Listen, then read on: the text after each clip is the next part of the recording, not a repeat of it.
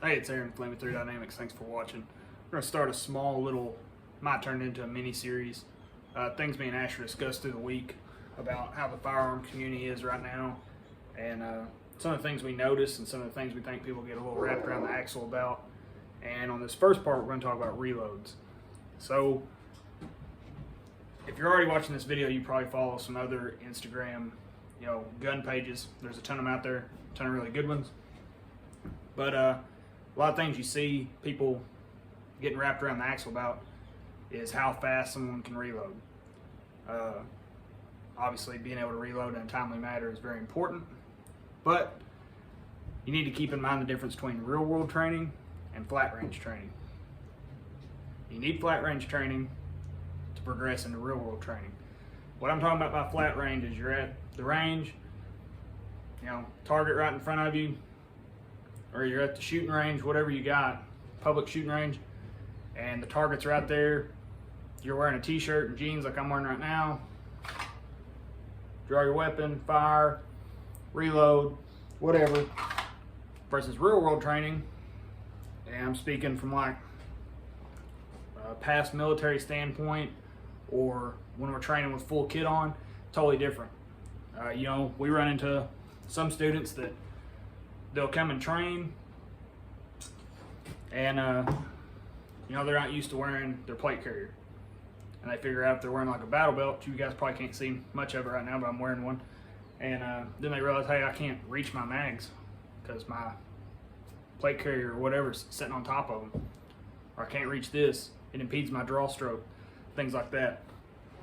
But so I want to talk about, and this is all my personal opinion, and talking about military backgrounds. I know a lot of the big popular channels, most of those guys are former SF or whatever. I'm not that. I wasn't that. I just got wrapped up into training because I realized I had a lot of deficiencies that I wanted to fix, and then it turned into kind of an obsession to wanting to get better and better and better and learn more and more and more. So 3 types of reloads most of the time, and we used to teach it ourselves. There are only 2 types. There's a speed reload and attack reload. And you hear some people talk about, putting the weapon on safe when you're doing your reloads and stuff like that. And I agree with that to a certain extent, but that goes down and breaking down farther of there's no such thing in my mind as a speed reload in a real world scenario. There's such thing as an emergency reload. If I'm emergency reloading, which means I'm trying to get the gun up as fast as possible because there's literally a threat right in front of me and my gun goes click and I'm out of ammo, I need to reload immediately. That's where I think the speed and emergency kind of got put together as one thing. Speed reloads, range theatrics. Shot timer, put it on the gram, everybody goes nuts, that guy's super fast. Versus emergency reload means I need to put rounds back down range immediately. And then attack reload, people get into that, so it's a lull in the gunfight. That doesn't mean all the shooting stopped, that just means there's an opportunity for you to top off your gun. And the way I try to explain this to students is, say you're clearing a house. You're clearing multiple structures. And you clear one structure, you fire maybe 15, maybe 20 rounds, you're not sure. So when shooting starts, it's hard to remember to keep count of your rounds. I don't even do that on the regular range. I get focused on hitting my targets and stuff like that, and I lose my round count. But if you clear one house and you fire X amount of rounds, and you're going to go to another house, wouldn't it make sense to top off your gun? If you don't top off your gun, you might enter a room and you have 3 or 4 rounds in your gun, and then you're forcing yourself into emergency reload and hindering your ability to stay in the fight and watch your buddies' backs. So, and the third type of reload is a regular reload. Something else you see a lot on social media and stuff like that, and is just reloading out in the open. The only time I'd reload out in the open is during a no shit emergency reload where I'm firing and I'm taking rounds and I need to reload the gun immediately. Other than that, I'm going to seek cover every time. And when I do seek cover, that's when I'd get into putting my safety on, stuff like that. And like I said, this is all my opinion. There's plenty of guys who's done tons more shooting than me in real world scenarios that tell you put the safety on every time. I liken it to if you're running an AK. When you reload your AK, you don't see very many guys flip the selector lever back up on safe while they're reloading. I've never seen it. I've seen guys flip their AR pattern rifles onto a safe while they're reloading. If I'm doing a regular reload, which means I'm going to seek cover, whatever that might be, vehicle, wall, barrier, fucking big ass tree, whatever, then yeah, I can put my weapon on safe, if I got teammates around, whatever, and I can reload that gun. You don't want to reload out in the middle of the open, in the middle of a fight, unless you have to, which goes into that emergency reload. Now, having said all that, the flat range stuff is good, like our level 1 course. We've pretty much limited all our stuff down to just doing private classes for certain, individuals or like small departments, stuff like that, because it's a lot easier to get that one-on-one training time. Because if you look at a lot of your classes, you guys who don't follow us on Facebook or Instagram, we hadn't been posting the regular classes like we was.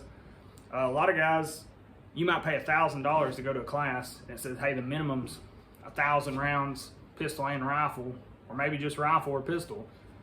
And you're stuck there with 15 to 20 other dudes or chicks, whatever. And basically you're just doing the same repetitive drills over and over again to burn up that ammo. Well, now since we're in this ammo crisis, since we've been in it and all that, when we set up our courses, we tried to get you the most bang for your buck, or rifle and pistol, teach you the drills, give you the coaching you need so you can go home and practice that stuff on your own via dry fire or live rounds at your own range or whatever. Nobody wants to sit and do ready ups. Any of my guys that ever been in the Marine Corps or the Army knows you don't want to sit there and do ready ups for 2 hours over and over and over again. After like the 5th or 6th set, you're like, yeah, dude, I got it. All right. So getting back into reloads, you need that flat range time. That's where you're going to develop your muscle memory. You're going to be able to see if your kit works, how you have it set up. Running just a battle belt, that's great. If it works for you and that's all you're going to run, that's the only kit you got, cool. If you put on your plate carrier and all of a sudden you realize you can't reach shit, then it's time to move your stuff around. It's better to learn that on the flat range during training than it is to, when you run into that in real life. So the next point is on tack reloads. So clear, by the way. Tack reloads. Like I said, it's a lull in the gunfight. You fired X amount of rounds, and now you're about to go and potentially have to fire more rounds. You don't know how many bullets you have anymore.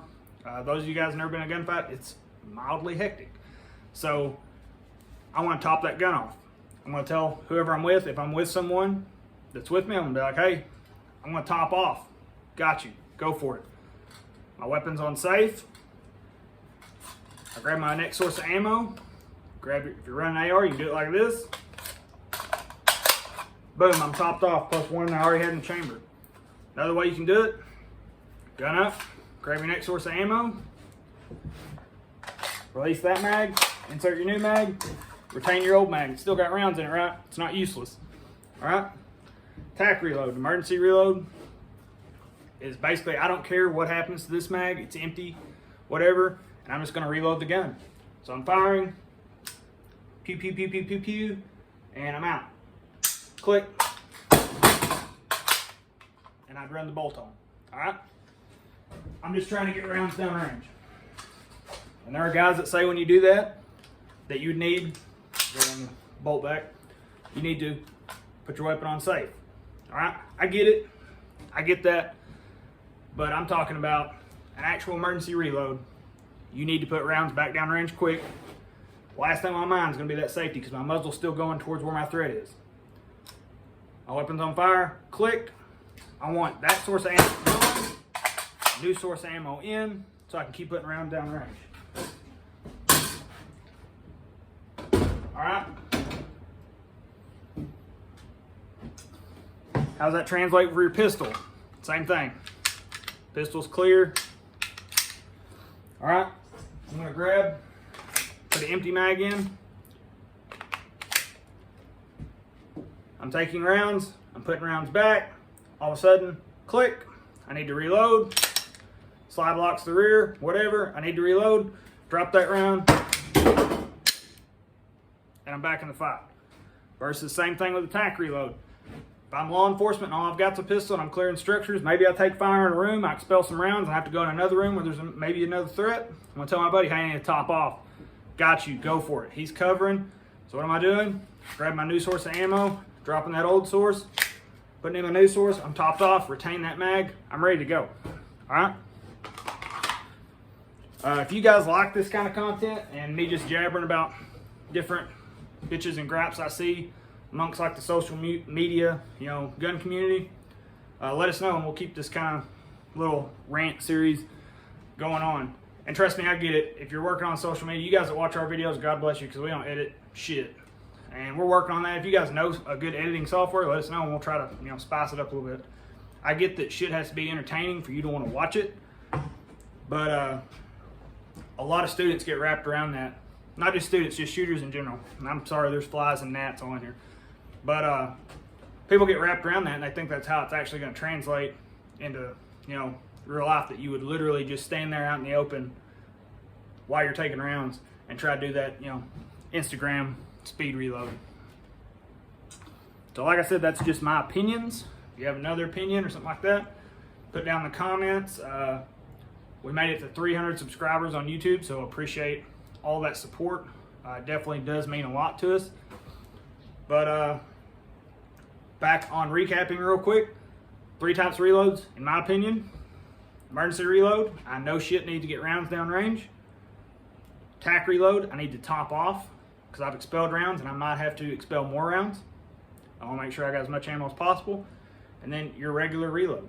That means I'm going to seek cover. If I'm in the middle of a gunfight or whatever and I see cover, I'm going there anyways. I'm not going to try to get in a gunfight standing out in the middle of the open. I'm going to try to seek that cover. That's why on our range we have vehicles, we have barriers, things like that, so students can get some of that, you know, in their mindset. That's not, you don't want to just be standing out there drawing fire. It'll piss your friends off. But anyways, sorry for the video kind of running long and y'all having to sit here and hear me flap my gums, but thank you again for all your support. And like I said, if you have more ideas for us, things you want to see us talk about or whatever, put it down in the comments. Let us know how we're doing. Again, thanks for watching, and don't forget to hit that subscribe button.